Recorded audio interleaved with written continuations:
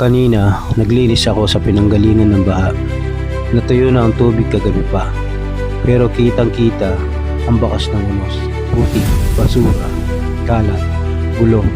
Ngunit habang nagwawalis ako at nagpupunas, naisip ko, ganito rin ang buhay.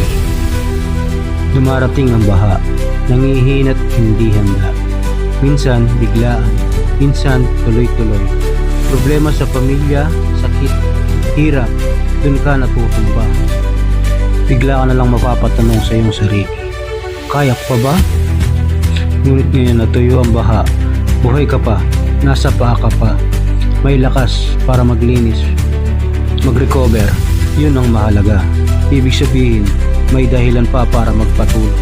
Kung napagod ka, kung parang wala ng pag-asa, tandaan mo, normal lang mapagod, pero hindi normal ang sumuko. May Diyos na humahawak sa iyo. Kahit hindi mo nakikita, may plano sa gitna ng dilim. Ang pagwawalis mo ngayon, bawat punas ng basang tela, bawat pagbomba ng tubig, simbolo yan ng pag-ayos mo sa loob mo. Unti-unti mong tinatanggal ang dumi, takot, pag-aalinlangan, panghihina. Kaya kung kailangan mo ng pahinga, huminto ka muna, huminga, pero huwag kang bibitaw. Bawat araw nagigising ka, paalala yan na may pag-asa pa. Ngayon, habang nililinis mo ang baha sa paligid mo, pinapalitan mo rin yan ng panibagong pag-asa.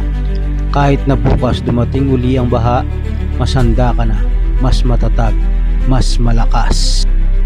Piliin mong magpatuloy, piliin mong maniwala, piliin mong umasa, at kahit sa maliit na hakbang. Ang paglilinis, ang pagbangon, ang pagdadasal, ito ang patunay na di ka sumuko, hindi ka nag-iisa. Kasama mo ko, kasama mo siya, kasama mo si God na laging nakaalalay sa'yo. Tandaan mo, maniwala ka lang, hindi ka niya tatalikuran.